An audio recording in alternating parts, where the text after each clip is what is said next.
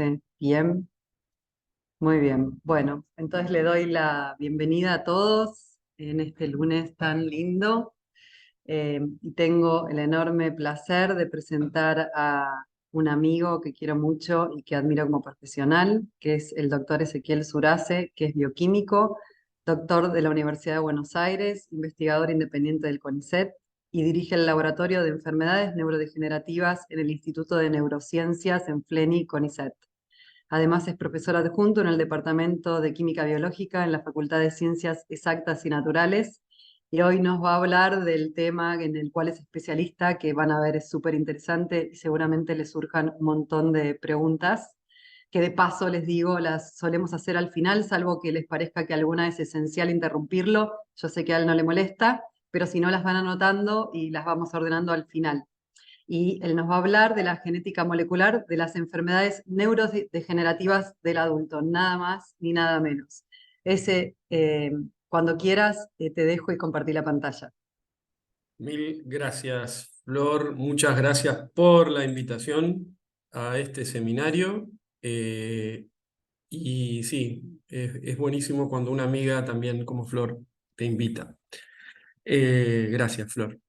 Y gracias a todos y a todas por estar acá. Estoy tratando de ocultar el panel de video y el panel de todo esto flotante. Ahí va. Espero que se esté viendo bien. Espérenme un toque que pongo el puntero láser y empezamos. Voy a hablar, como decía Flor, de la genética molecular. El tema, cuando pasé el título, decía enfermedades neurodegenerativas del adulto, pero en realidad lo reduje un poco más, porque si no iba a ser muy amplio. Entonces va a ser de demencias neurodegenerativas. Eh, y empezamos.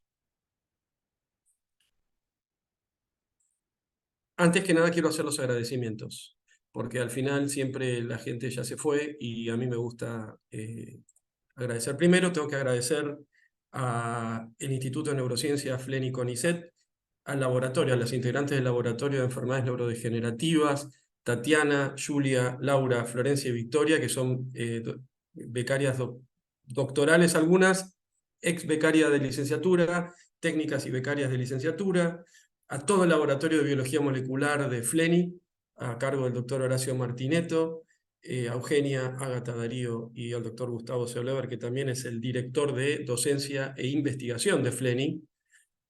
Al Centro de Memoria y Envejecimiento de FLENI, esta es la pata médica, interaccionamos muchísimos con ellos, el doctor Ricardo Allegri es el director del centro, pero con Patricio, Nahuel, Lucía y Fernanda tenemos mucha interacción. También con el LIAN, que es el Laboratorio de Investigaciones Aplicadas a Neurociencias en FLENI, en Escobar, eh, con el grupo liderado por Leonardo Romorini y Mariela Maracita, y al Centro de Imágenes Moleculares de FLENI, también allá en Escobar, a cargo de la doctora Silvia Vázquez y la doctora Janina Bérgamo. Todo lo que voy a hablar hoy involucra a todas estas personas hoy. O sea que empiezo. Si acá ya les hago un listado de enfermedades neurodegenerativas, como la enfermedad de Alzheimer, la demencia frontotemporal barra esclerosis lateral amiotrófica, la demencia por cuerpos de Lewy, la enfermedad de Creutzfeldt-Jakob, que es la enfermedad de la vaca loca, famosa en algún momento, y la enfermedad de Parkinson. Todas estas son enfermedades neurodegenerativas que tienen características en común. ¿Qué características tienen? Que todas ellas se caracterizan por tener agregación y o acumulación de proteínas mal plegadas en distintas células del sistema nervioso central. Y el origen de esa proteína mal plegada y en qué región del sistema nervioso central va a definir estas etiquetas patológicas que tenemos acá. Es por eso que a todas estas enfermedades se las conocen como proteinopatías, porque son enfermedades que se caracterizan por esto que les conté, y además se caracterizan en que todas ellas poseen una fase preclínica de duración variable. Fase preclínica quiere decir que desde el momento en que se presentó el primer síntoma, si pudiéramos ir con el reloj el tiempo hacia atrás, podríamos ver que en el cerebro de estas personas los cambios moleculares y celulares patológicos empezaron mucho tiempo antes que el inicio del síntoma. Eso es la fase preclínica. Y también podríamos decir que las formas de presentación de estas enfermedades son principalmente dos. Perdón. Una, hereditarias, típicamente de herencia mendeliana, como las que ya conocemos habitualmente, de modos de herencia mendeliano típico, y también esporádicas. Pero nosotros, cuando estudiamos enfermedades de comienzo en el adulto, nos gusta decir que las formas pueden ser aparentemente esporádicas por dos razones en realidad. Una es que cuando uno hace el árbol genealógico de una familia, puede ser que haya información incompleta en cuanto a los antecedentes familiares del caso índice, y en enfermedades neurodegenerativas es muy, muy común que históricamente son enfermedades de las que no se habla mucho, no se tapa, no se quiere hablar mucho en la familia, por lo que al relato, cuando se le pregunta al caso índice o a sus familiares, no hay mucha información confiable al respecto. Entonces, esa podría ser una razón por la cual en el árbol genealógico aparece un único caso. Pero también, y no menor, es la falta de vínculo biológico de ese caso índice con la familia declarada. Dependiendo de las cohortes que uno estudie, la falta de vínculo biológico puede ir tanto como entre el 10 y el 30%, es decir, que la persona no es hijo o hija biológica de sus padres. Fíjense entonces que hoy les voy a hablar solamente de las dos primeras enfermedades, que por eso cambié el título de la charla. Estas dos son demencias neurodegenerativas. La enfermedad de Alzheimer es la primera causa de demencia en la población adulta.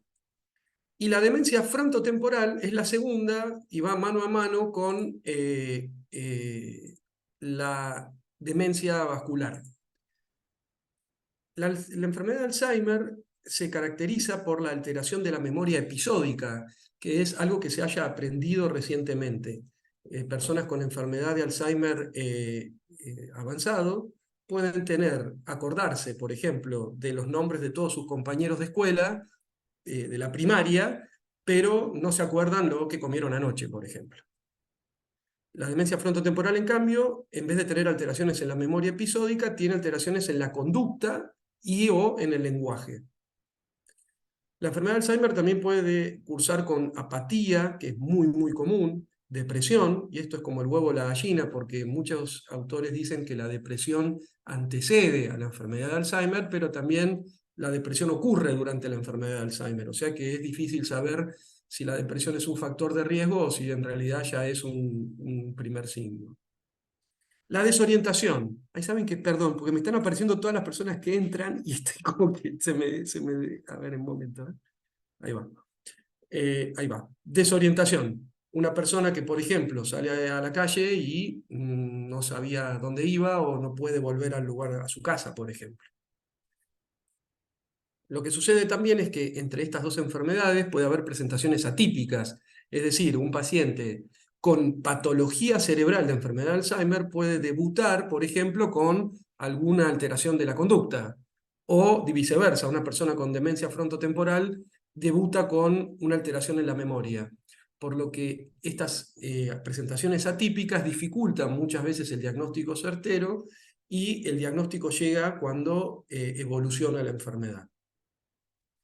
Fíjense que acá les he puesto un hemicerebro sin enfermedad de Alzheimer y un hemicerebro con enfermedad de Alzheimer. Si buscáramos las diferencias entre uno y otro lado, seguramente ustedes me dirían que este lado con enfermedad de Alzheimer, el cerebro está atrófico, está como encogido, achicado, y eso se debe a la pérdida de neuronas, a la neurodegeneración.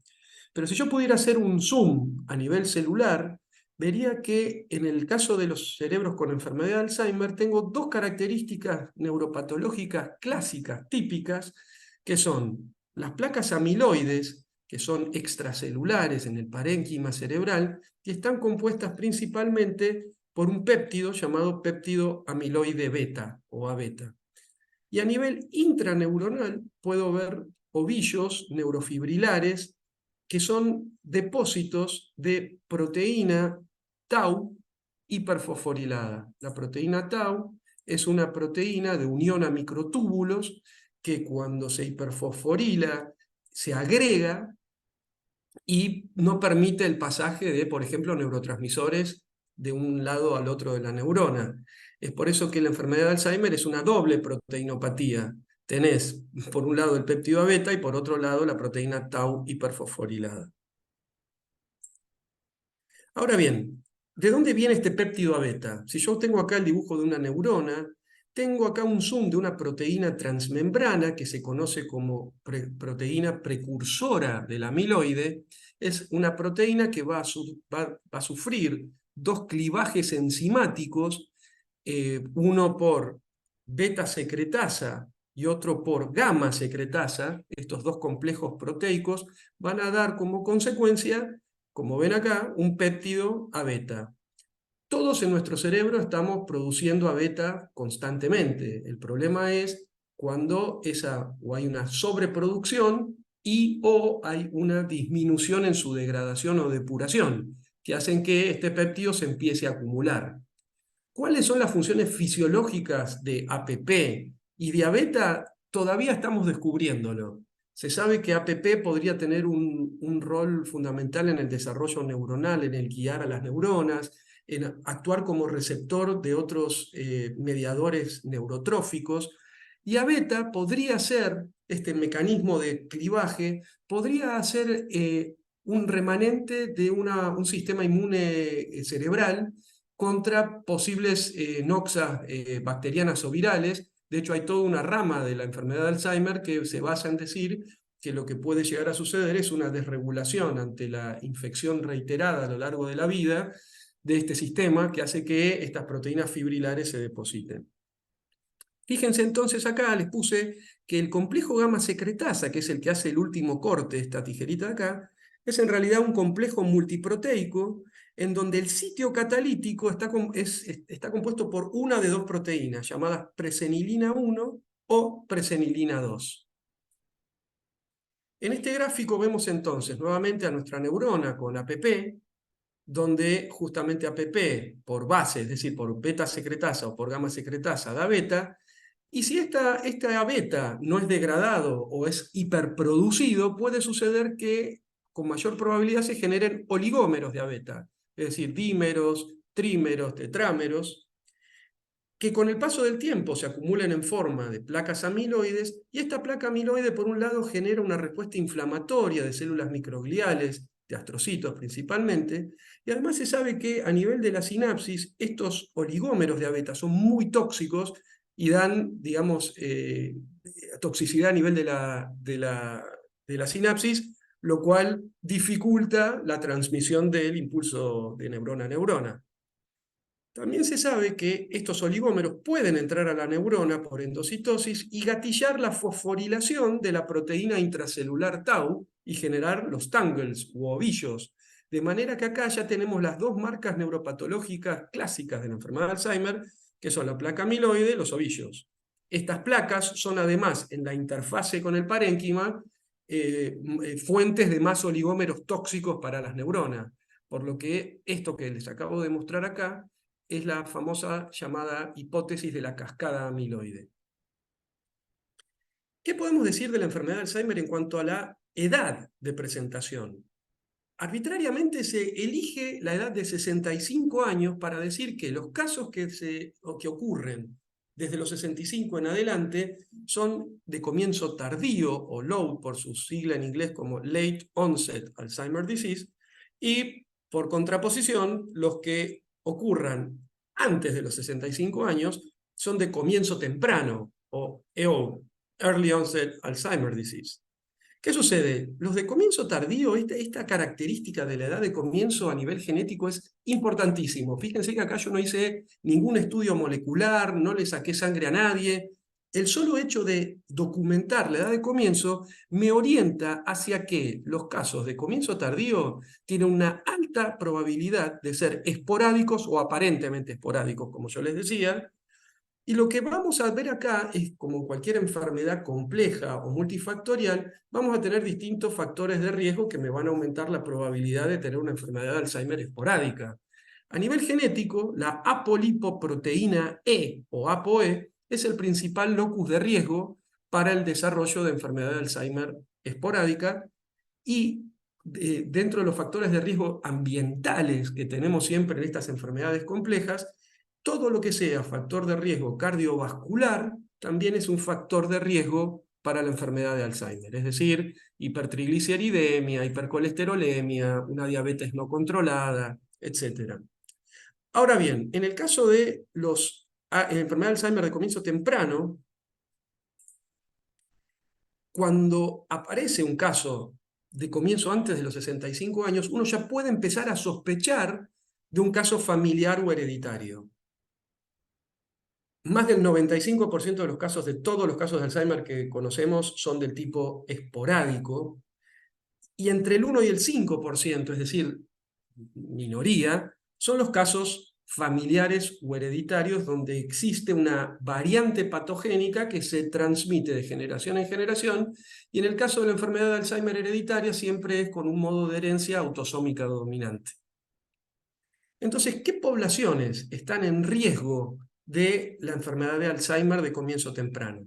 Como les decía recién, aquellos con herencia autosómica dominante, y los 3 genes mutados en estos casos son, fíjense, APP, que es la proteína precursora del amiloide, presenilina 1 o presenilina 2, que son los componentes catalíticos de la gamma secretasa.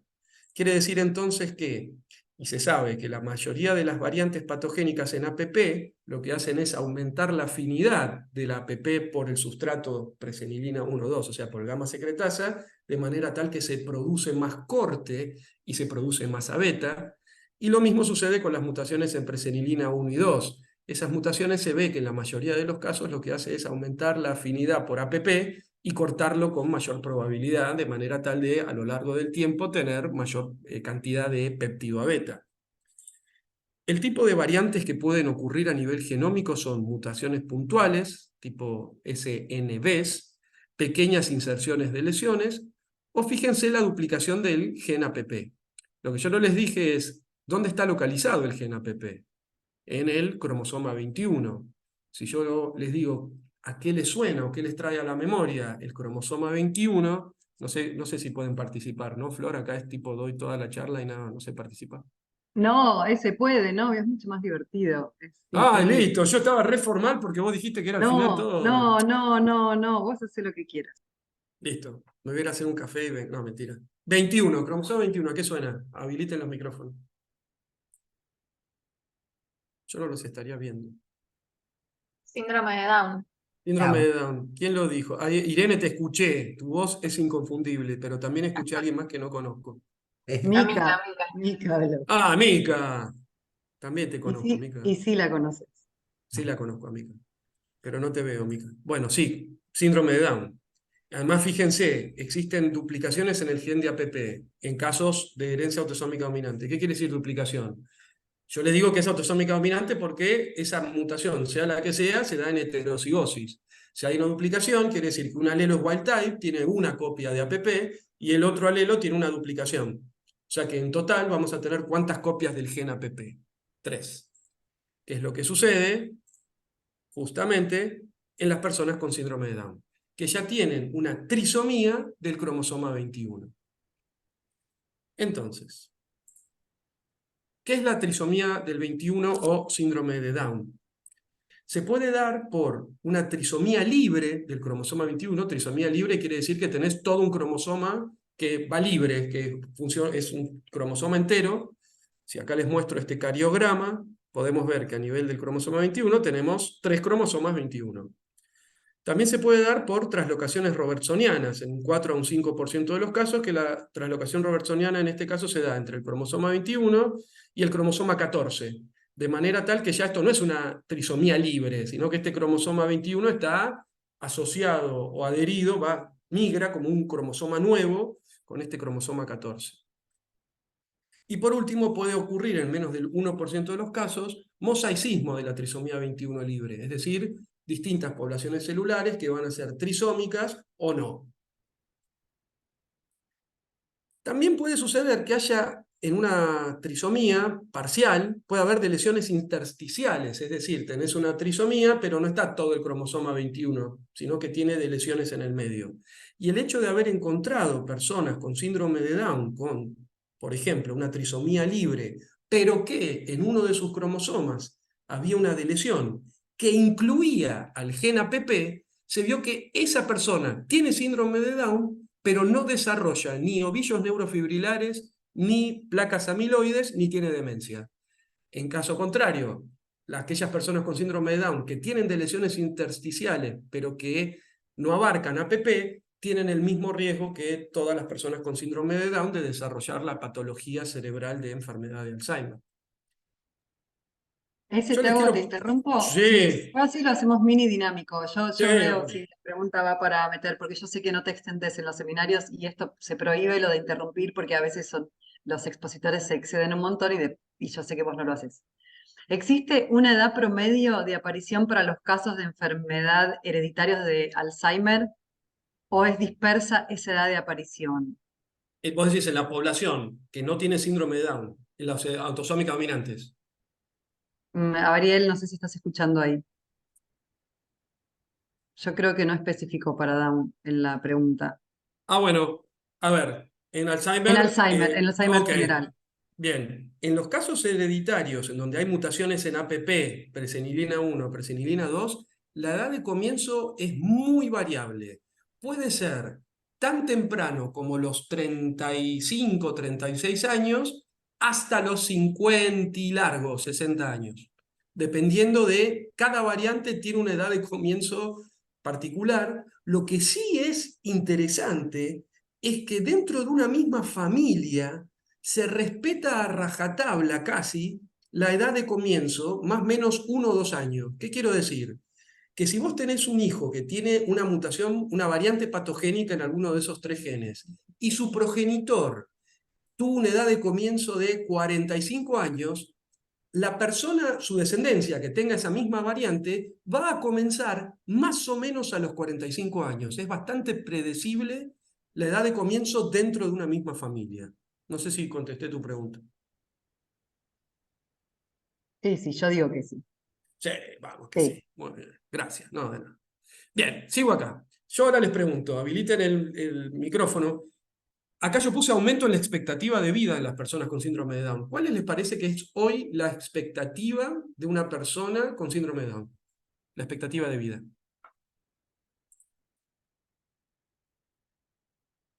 Tic-tac, tic-tac. Más o menos. Ahora 40, 40 30, años. 30, 40, 30. 40. ¿Alguien más quiere contestar? Sí, 30-40, yo opino lo mismo. Bien, Yo creo, Liliana. yo 30, creo que 40. más. Yo creo Yo creo que más. yo creo que sí, 60, sí, 50, 60 Bueno, o más, 50, te diría. 60. Vamos a ver entonces. Yo les digo que, fíjense, en los años 50 la expectativa de vida era de 12 años. En los 80 era de 25 años. En los años 90 pasó a 50 y hoy es más de 55, es más, me animo a decir que es casi 70 años. Es decir, que la expectativa de vida de las personas con síndrome de Down hoy es casi igual que la de la población que no tiene síndrome de Down.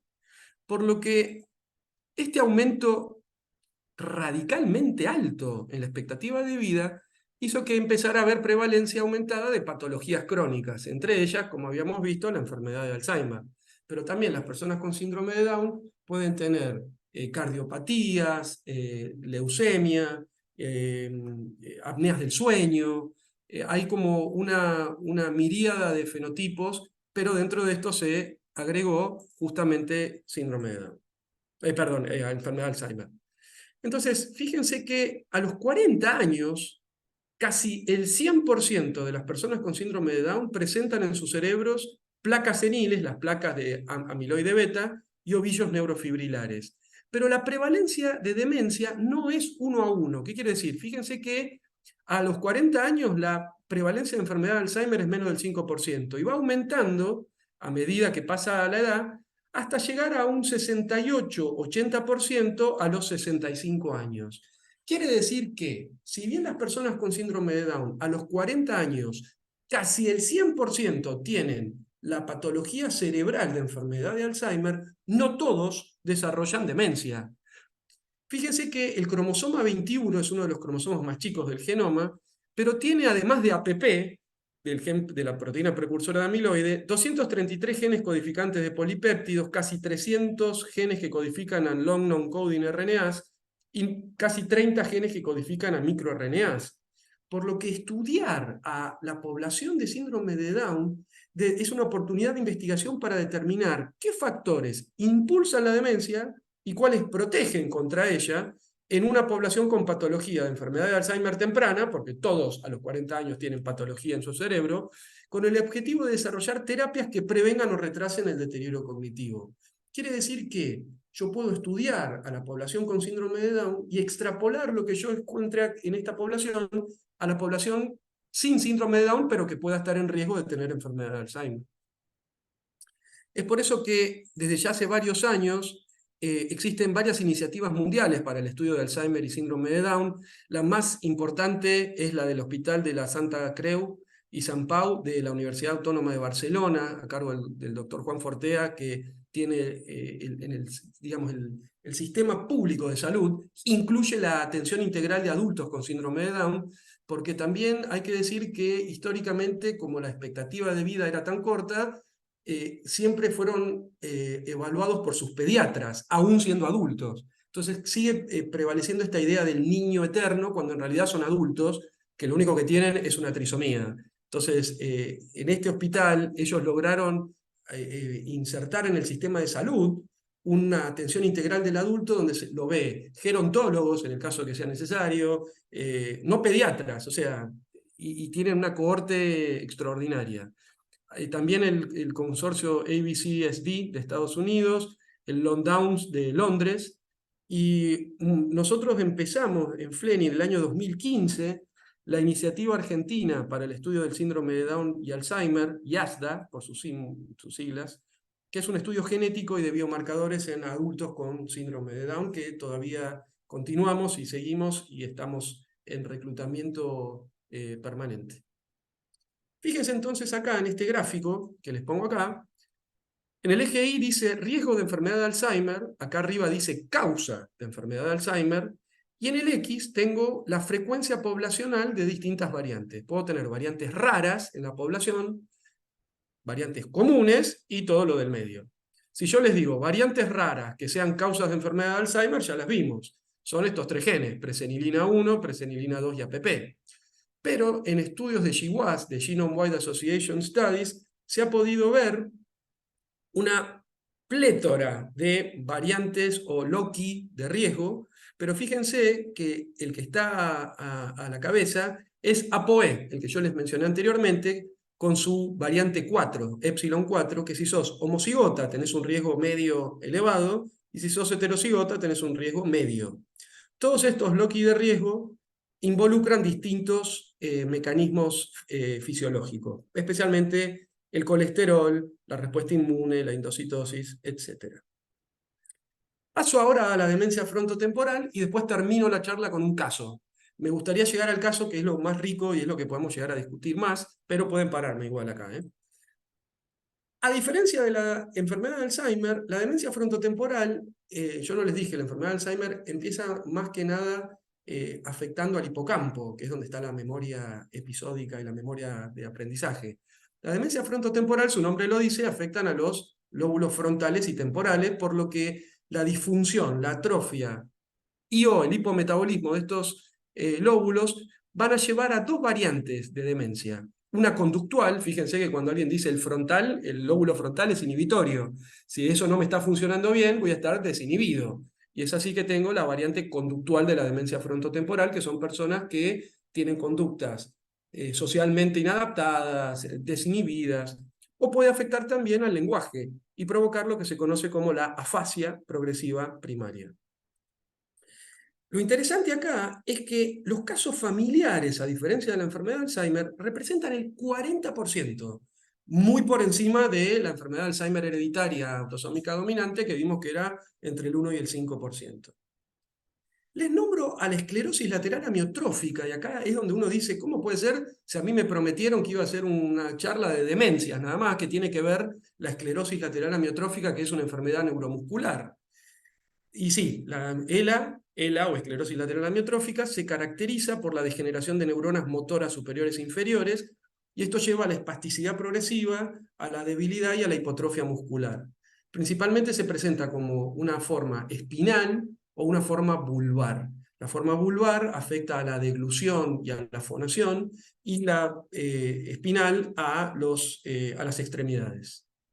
Acá nuevamente las formas familiares representan el 5 al 10%, son las minoritarias. Entre el 90 y el 95% de los casos de esclerosis lateral amiotrófica son esporádicos o aparentemente esporádicos. ¿Por qué les estoy nombrando a una demencia con una enfermedad neuromuscular en un mismo complejo? Hace ya mucho tiempo se sabe que tanto la ELA como la DFT, demencia frontotemporal, son parte de un continuo clínico, patológico y genético. ALS, la ELA, de generación de neuronas motoras superiores e inferiores, y en el otro extremo tenemos a la DFT, con la variante conductual o las afasias progresivas primarias, pero podemos ver un degradé en los fenotipos, en donde en el medio tenemos que un mismo paciente puede tener las dos patologías, ELA y DFT, o podemos tener una persona con ELA y disfunciones cognitivas, ejecutivas, o personas con demencia frontotemporal y alguna enfermedad de motoneurona. Este gráfico me gusta solamente por los colores y por las 3 columnas, no por las flechas, que es medio complicado. En esta columna tenemos la genética, es decir, qué genes ya sabemos que están frecuentemente mutados en este continuo DFT-ELA, qué proteína se deposita en su cerebro y qué síndrome clínico tenemos acá. Fíjense que acá tenemos el gen MAPT. El gen MAPT codifica por una proteína que ya les nombré, que es la proteína Tau. Ninguna mutación en el gen MAPT me da enfermedad de Alzheimer, sino demencia frontotemporal, lo cual es muy interesante, porque quiere decir que acá hay solapamiento de patología. Tenemos una tauopatía, una proteinopatía donde se deposita Tau, que no es Alzheimer. Tenemos después otra proteína que se llama TDP43 y otra que se llama FUS. Y de este lado tenemos la ELA-DFT, que fíjense que si sigo las líneas, se depositan principalmente TDP43 o FUS, y las mutaciones son en cualquiera de estos genes, excepto,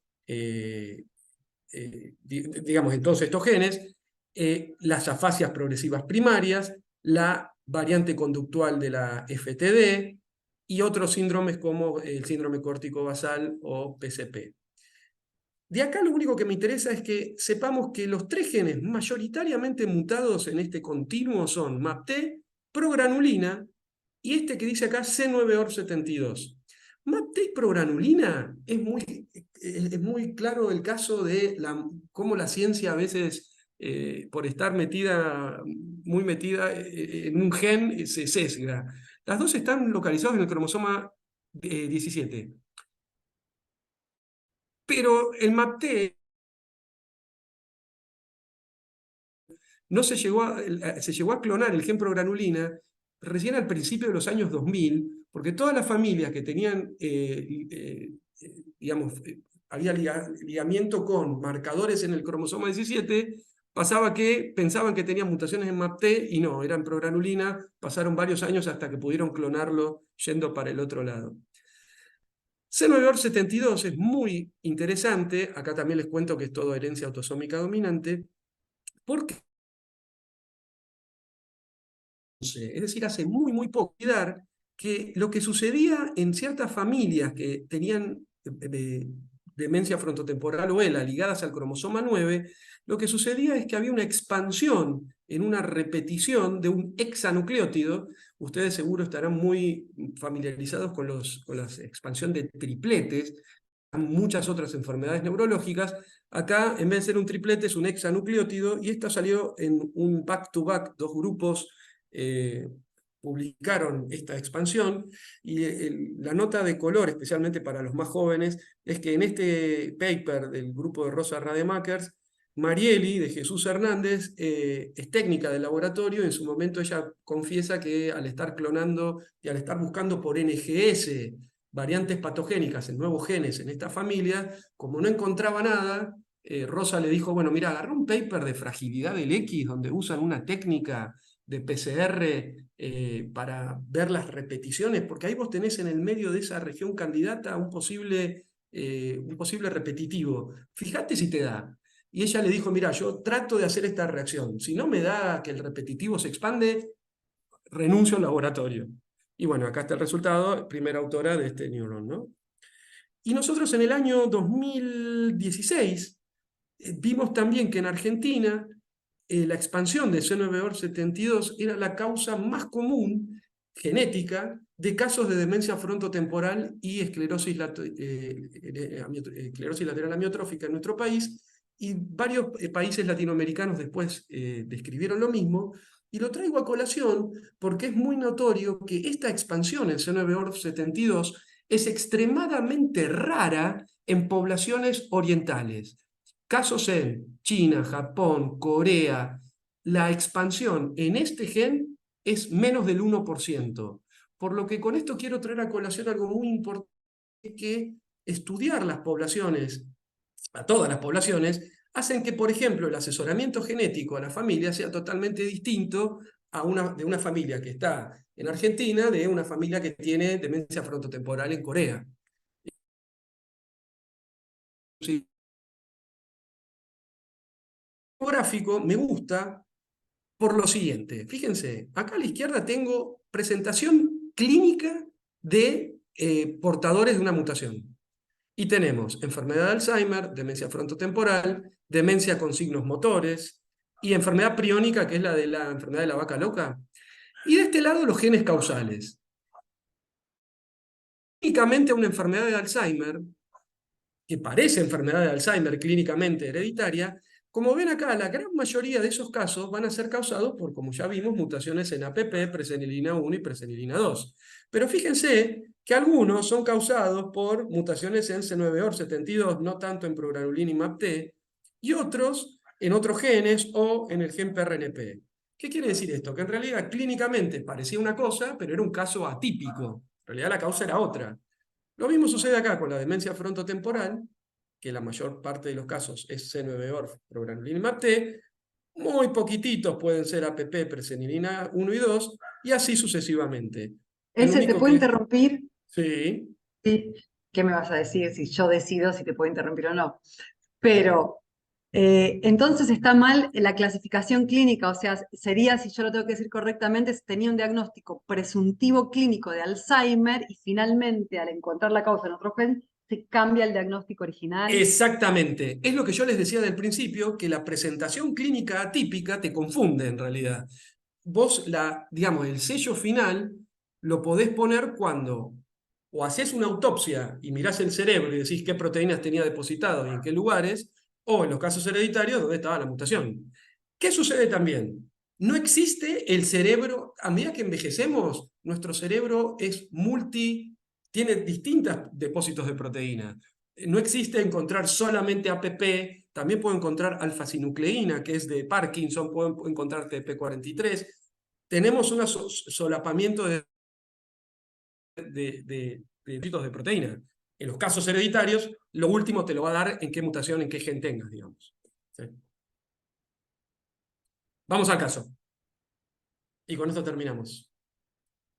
Caso. Acá les muestro este árbol genealógico de una familia con diagnóstico clínico de enfermedad de Alzheimer. Fíjense que los rombos, yo le puse rombos y ustedes me dirán ¿por qué? ¿Dónde están los cuadraditos y los círculos?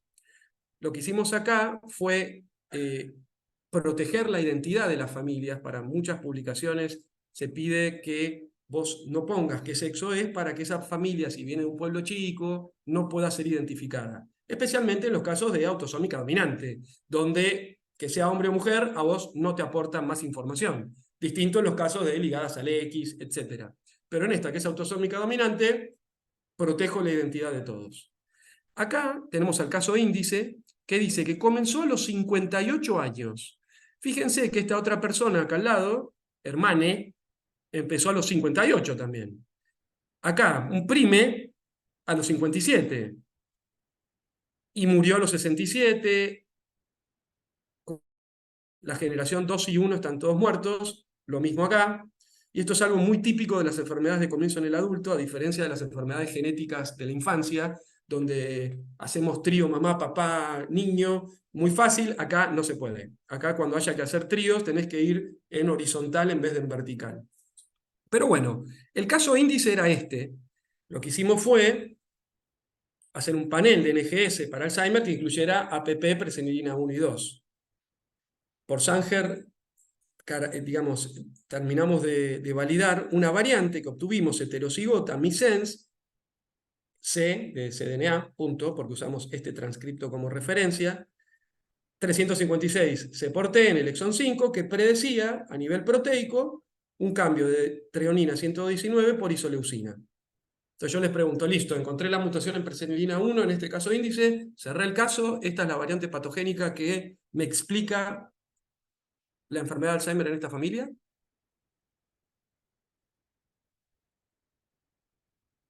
Voy al chat también. ¿Vos querés que te contestemos? Sí, contesten, si no me duermo. Mirá que tengo No, el café. y no sé, se tendría que ver la clasificación, si está reportada en otros pacientes, si es realmente Perfecto, patogénica, con qué evidencia. perfecto. Entonces, yo lo que tengo que hacer ahora es, esta variante la tengo que ir a buscar a todas las bases de datos conocidas, a ver primero si alguien ya me ahorró el trabajo de encontrarla y ver que es patogénica. Fuimos a NOMAD, que NOMAD es de población general, y en la enfermedad de Alzheimer, y está bueno ver que en muchas patologías existen bases de datos específicas de la enfermedad, que para mí son mucho más confiables que las generales. ¿Por qué? Porque están recontra mil curadas, hay muchos biocuradores leyendo papers, leyendo evidencia, y van curando las variantes, ¿no? Les dejo esto para saber cuáles son los guidelines para investigar la causalidad de variantes de secuencia en enfermedad humana. Es un poco viejo este paper, pero me gustan los conceptos de qué quiere decir que una variante sea patogénica, de que una variante esté implicada, que una variante esté asociada a una patología, o que esa variante sea damaging, dañina o deleteria. ¿Qué sucedió? Dijimos, no está en ninguna de esas bases de datos. No está en NOMAD, o sea, no está en la población general. No estaba reportada en la base curada de ALSForum. Entonces yo lo que tengo que decir ahora es una variante novel. Yo ahora tengo que dar evidencia, ya sea funcional y o genética, que me apoye en la hipótesis de que la variante que yo encontré es patogénica. Para eso, uno tiene que hacer recursos conociendo cómo es la patología y a qué puede acceder, tratar de dar la mayor evidencia posible que compruebe o no esa hipótesis. ¿Qué sucedió? Nosotros del paciente, del caso índice, y de un prime también que tenía la variante, pudimos hacer una punción lumbar y obtener líquido cefalorraquídeo. Y nosotros del líquido cefalorraquídeo podemos medir la concentración de el péptido A beta, la proteína tau fosforilada y la proteína tau total como medidas de patología de enfermedad de Alzheimer. Es decir, in vivo yo puedo evaluar si en el líquido cefalorraquídeo hay una firma patológica de enfermedad de Alzheimer o no. Acá está el caso índice, individuo 3,6 del árbol, y su prime 3,10. El asterisco quiere decir que es patológico. Con que vos ya tengas un valor patológico, está yendo para el lado del Alzheimer, ya sea porque tenés a beta alterado o porque tenés aumentado fosfotau. ¿Por qué uno y no los dos? Ahí está la variabilidad de cada individuo. No siempre uno ve todo alterado en un perfil de líquido cefalorraquídeo. Pero además de estas personas, pudimos hacer imágenes in vivo con PET, con una tomografía por emisión de positrones, utilizando un trazador llamado PIB, por Pittsburgh Compound B, que es un compuesto que tiene la capacidad de unirse a los agregados de A beta. Y yo los puedo ver como puntos rojos en la imagen. Fíjense que este individuo, el individuo 3,10, tiene todos esos puntos rojos. Yo no soy imagenólogo, yo confío en las personas que hicieron el ensayo. Y acá tenemos PET con FDG. FDG es fluorodesoxiglucosa, que es un análogo no metabolizable de la glucosa, que lo que hace es que si la neurona está metabólicamente activa, su principal alimento es la glucosa, se internaliza. Por lo que si no se internalizó es porque la neurona no está metabólicamente activa. Acá lo que hay que ver son los espacios más fríos. según el informe, coincidía que había neurodegeneración en este paciente. De manera tal que yo puedo ver in vivo evidencia de que, primero, tanto en líquido cefalorraquídeo como por imágenes, es una enfermedad de Alzheimer que está en las personas que tienen la mutación, y agregando eso, las guías de la ACMG, del American College of Medical Genetics and Genomics, y de otras bases de datos, llegamos a que nuestra variante podía ser probablemente patogénica. Y fue así como la publicamos. Con las evidencias que teníamos hasta ese momento, la variante salió como probablemente patogénica en casos de early onset.